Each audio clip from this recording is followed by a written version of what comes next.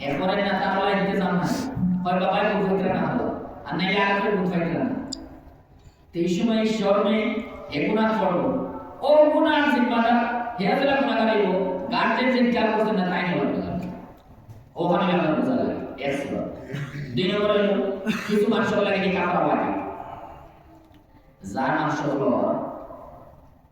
ব্যবস্থা সব আছে মেরে চালাইতে পারবো সব ব্যবস্থা আছে আবার নিকা না হলে গুনাহ পড়ে যে ওইখানে কিন্তু না কিন্তু দিল বেশি তার কারণ হয় গুনাহ পড়ে যেতে পারে তার লাগে নিকা করা লাগে আর আরেক মানুষ